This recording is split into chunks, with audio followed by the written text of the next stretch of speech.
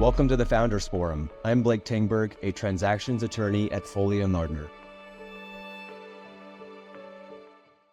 Well, we're very excited to welcome Danish, founder and CEO of Rezilient Health, as well as Rob, who's the managing partner and chief investment officer of GOVO Venture Partners, to the series today. Thank you both for joining.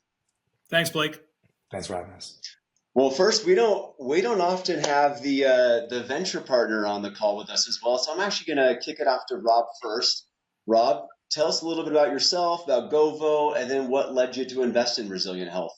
Yeah, no, I'm happy to, Blake, and I guess we're technically the Foley connection, right? So, again, I'm Rob Patapinto, and I'm the managing partner and chief investment officer for GOVO Venture Partners. My background's actually in healthcare. I was helped start, grow, and scale a healthcare technology company in the health insurance space that ultimately was acquired by Optum, which is part of United Healthcare.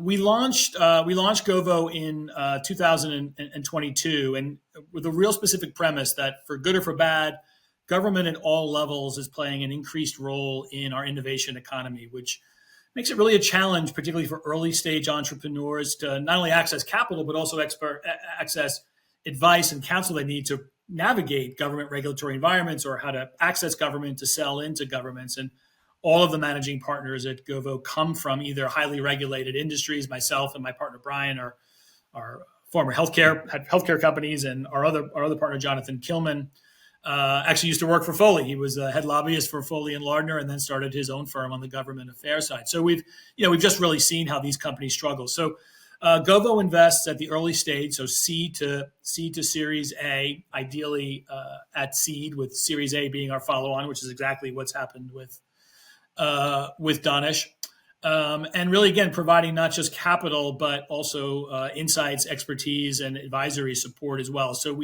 that tends to make us pretty active investors. So we actually lead most of our rounds. We're based here in Florida. I live in Orlando, Florida. Jonathan is based out of Miami.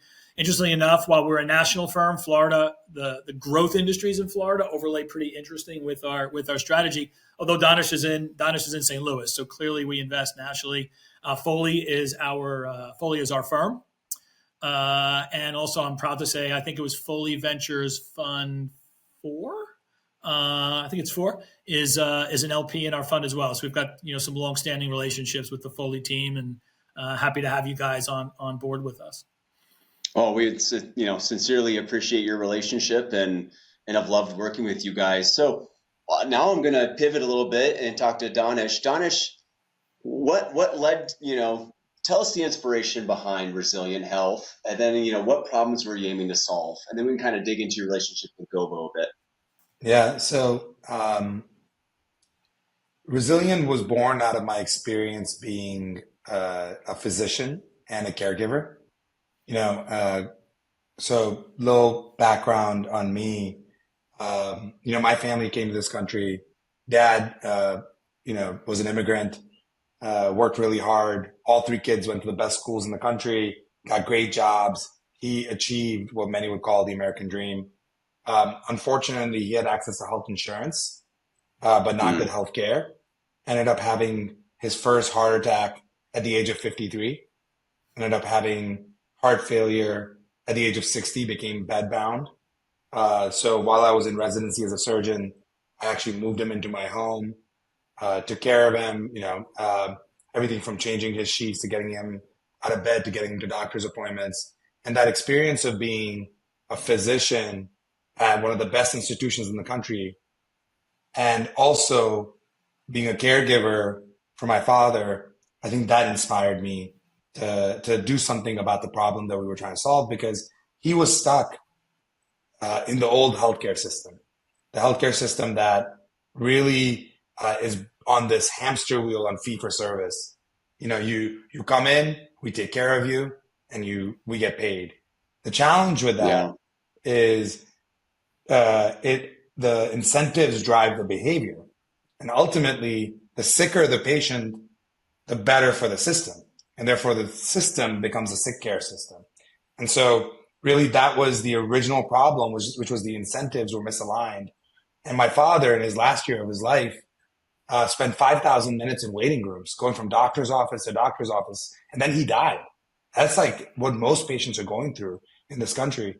As I was at WashU, sort of exploring this issue, I came across sort of the business model, because again, business models drive behavior. And not only did my family lose everything, but my father's employer lost a lot of money. My dad was the most expensive patient on his health plan. He was the top claimant. And so the only people that won were the system won, right? And so I said, okay, how do we build a new model where we align ourselves with the employer who's actually taking on the costs of the care and the patient who's actually bearing the day-to-day impact of the care itself, and build a whole new healthcare system from the ground up? And how do we do it in this new world where you can actually see your doctor virtually when appropriate, in person when appropriate, but even when you go in person, let's make that scalable and accessible, so you're not going from doctor's office to doctor's office and all the doctors meet you where you are. And so that's sort of the inspiration behind Rezilient. And we believed before it was cool and before the pandemic that virtual care was going to take over, and then of course the pandemic accelerated that transition. Yeah. Well, that's a fascinating history. And thank you for sharing that. And I apologize that was your experience. So, I mean, that's incredible. That's an incredible transition from surgeon to now founder. And obviously, much more than just a niche you saw in the marketplace, but more of a passion project. So, that's incredible what you're doing, and glad that you're kind of tackling this. I know that there are other telehealth providers out there. How does Rezilient Health kind of differentiate itself from other healthcare providers in the market? Well, the good thing is that behavior changes occurred. The pandemic allowed all of us to get used to working remotely, to communicating with family members remotely, and to see our doctors sometimes remotely. The challenge is that, Blake, I'm an ear, nose, throat doctor. Imagine you came to my office and I didn't look in your ear, nose, and throat, right? Like, it's incredibly limited. And we have to be honest about it. And honestly, you can see all the different companies that skyrocketed during the pandemic who have now come back down to earth because they can only cover so much virtually and remotely. So what we built at Rezilient was to take care of the rest of healthcare. And by the way, the part of healthcare that actually drives costs. So the ability to actually examine patients, to get labs on them, to do imaging on them. Imagine you could do that completely remotely as a provider, and you can get access to your provider as a patient completely remotely. That was the initial impetus, which is how do we go from telehealth to healthcare? And how do we then use this new system to build a whole new healthcare experience? So what we do at Rezilient is that we combine virtual care with in-person care. But even when you go in person, the doctors are on the screen, and all the tools across all the specialties in our healthcare system are available to you, and they're live streaming to the doctor remotely. There's a person in the room, they grab the otoscope, they put it in your ear, and your eardrum is streaming live to the primary care doctor or to your specialist. And now that doctor can show you what's going on and why your ear is hurting, Blake, and and maybe get some labs on you if they need to, or maybe even do some basic imaging, all completely remotely. Imagine telehealth now being able to do what doctors can do in person. That's what we aimed out to do. And we started delivering care about 2 years ago. And, we struck a nerve because, again, a bunch of people wanted access to care, and they like this convenience of being able to see your doctor at home if you need to, in person when you need to, in this hybrid model. And they want to be able to see their primary or their specialist in the same model. That integrated, seamless care experience, we went from, and of course, GOVO has seen this growth, which is part of what inspired us to continue to grow at this rapid pace. But we went from 0 to 300 plus employers in 2 years. 0 to 10,000 plus patients, and now 20,000 plus patients in 2 years. And really, more importantly than the growth, it's the impact we're having, where we're helping patients get better access. I'm not going to name any health system, but one of the health systems I was trained at, Their net promoter score is 38. Ours is 90. People are coming to physical locations where the doctors are on the screen and they're saying we like this better. And it's because the doctor explains to you what's going on. You can see everything the doctor sees. You can hear everything the doctor hears, and all your doctors can see you in one place.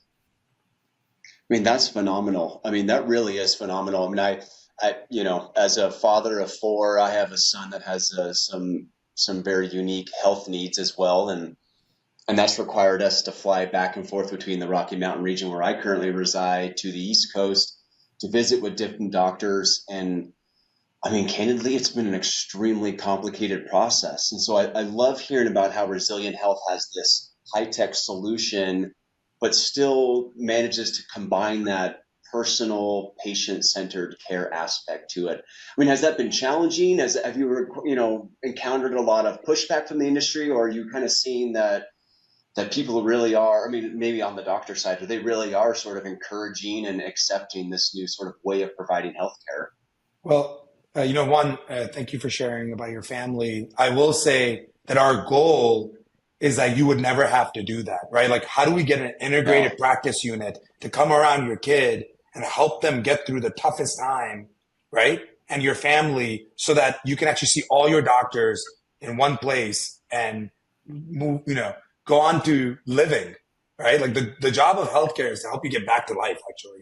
It's not to keep you in the system, but the system right now has been built around one thing, which is serving itself. So thank you for sharing that. I was going to say, in terms of the providers and the physicians, they actually love this because there's been a big change, a big shift post-pandemic.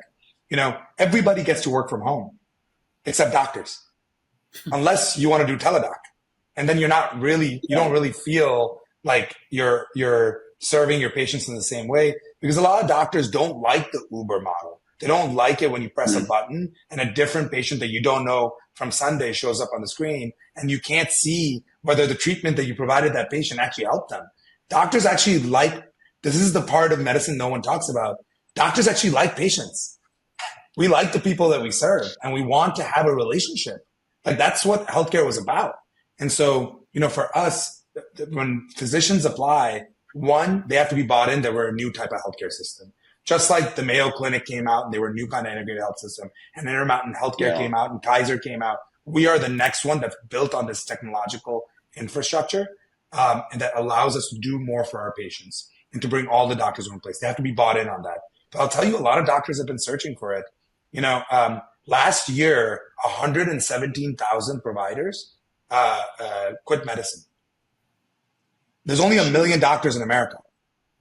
Mm-hmm. Doctors are having the white coat exodus is real, and a lot of it has to do with the fact that some of them are stuck where I was stuck, and where it sounds like you've been working with your family. You're taking care of your kid and you're taking care of your parents. It's happening to all of us post pandemic, and doctors don't have flexibility. They don't have the ability to work from home, and so with us, they get to work from home. They get to have flexible work hours. They get to have more time with their patients, and they get to serve patients over time and see the impact of their care. And I think probably the most important thing is that they're not doing 15-minute visits because they don't have a panel of 3,000 patients. Because of our business model, our doctors are seeing, are managing 900 patients in a panel, which is just incredible because you then can be available for your patient.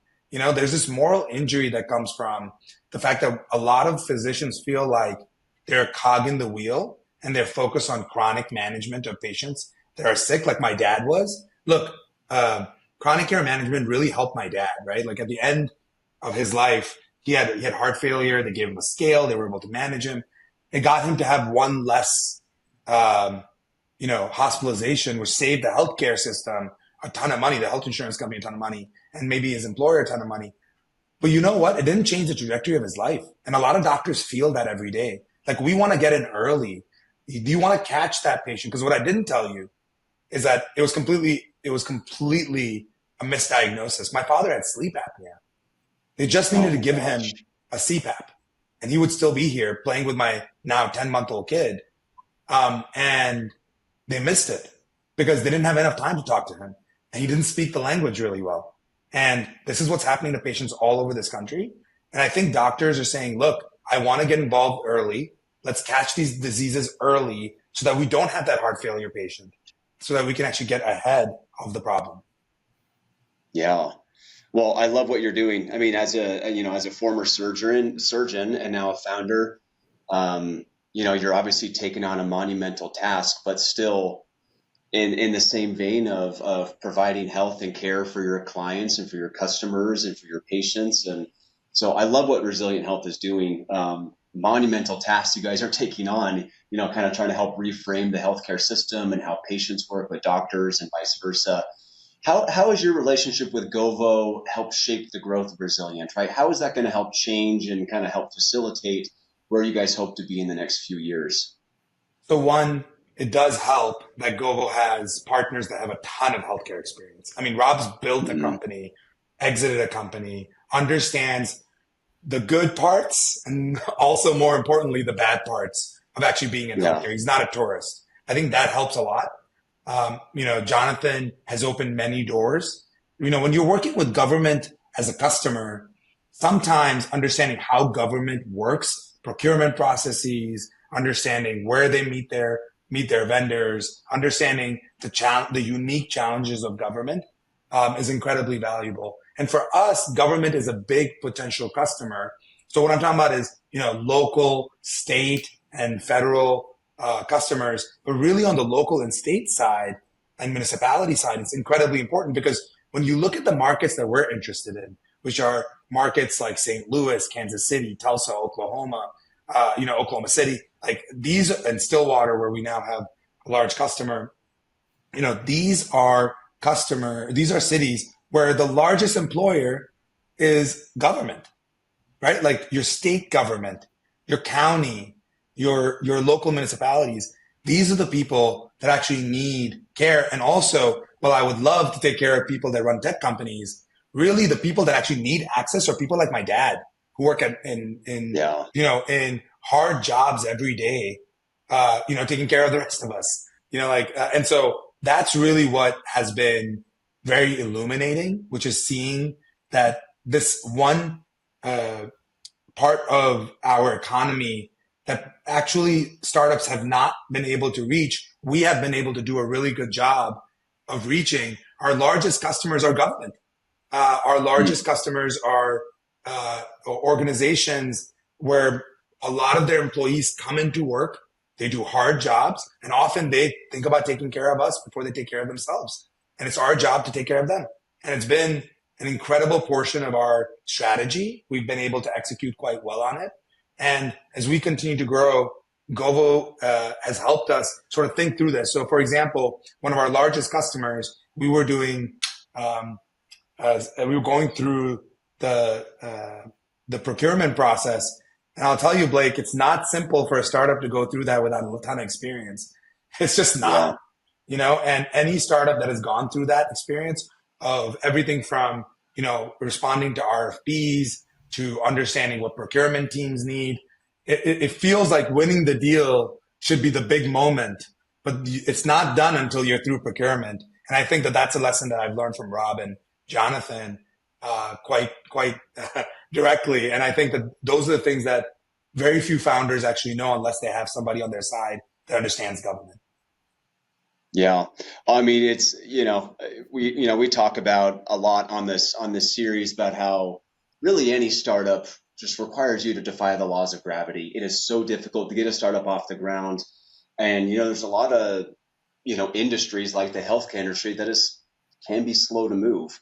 And so it's so important to have a good founding team, especially where you've been on kind of both sides, on the healthcare side now, on the tech side. And so you kind of play both worlds, but to have some advisors that can help you, strategize and formalize, strategies to get out and really make the product successful. So I'm so glad to see that the relationship with GOVO is working out well, and very excited to hear about Rezilient and all that you guys are doing over there. If people are interested in learning more about you and Rezilient, where do you recommend that they go? Yeah, resilienthealth.com. If you're an employer that feels like the old healthcare system, you feel like it's intractable, like you can't work within that system, but at the same time, you have to, and you need a new system alongside it. We are the solution that can help you attack that problem. Multiple employers have used this, as I mentioned, 300 plus at this point, and what they can find more information on is resilienthealth.com. Perfect. And Rob, I'll kick it off to you to kind of finish it up here. If people are interested in learning more about you and about GOVO, where do you recommend that they go? Yeah, they could. Obviously, anyone could send me an email at rob@govovp.com, govovp.com. And that's our website. That's our website as well. So, and I think you could see why we made both, not one, but two investments in Danish, both in terms of the business he's building, but also who he is as a founder and CEO, which is any early stage investor will tell you, yeah, the concept and the business model matter, but the man or woman running the company, the jockey, is really pretty important. So hopefully people get a sense for why we're excited about where Resilient's going and the impact that they're making. Oh, absolutely. Well, thank you both for joining us today. We really appreciate it. And best of luck with all that you two have going on. Thanks, Blake. Thank you. Thank you for watching, and until next time, keep innovating.